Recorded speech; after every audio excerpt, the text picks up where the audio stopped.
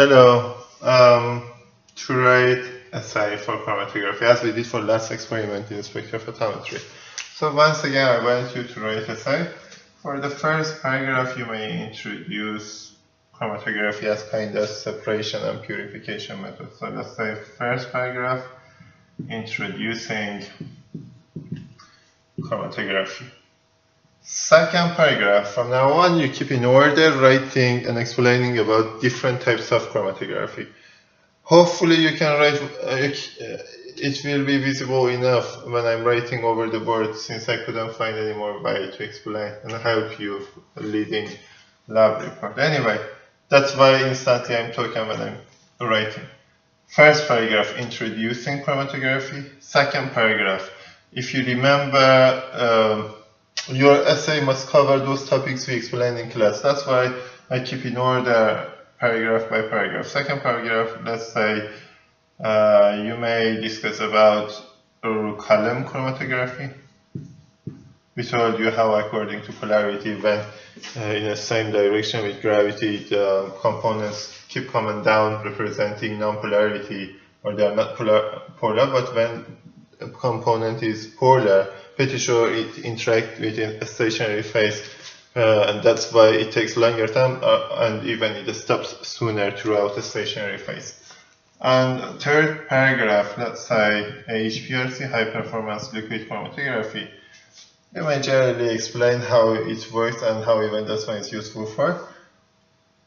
And finally, for the fourth paragraph, gas chromatography.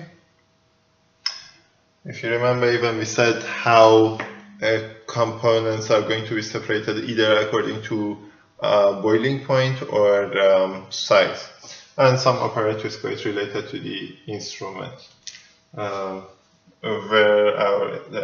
Just schematically, if you want to make it oversimplified, you may draw some schemes. Although I prefer you keep it in paragraph format as much as you can when you're writing essay, but it could be useful if you say how instruments work and in terms of injection, inert gas below and then carry sample throughout stationary phase on our coil, and finally head into the detector, and we will read it out on the screen.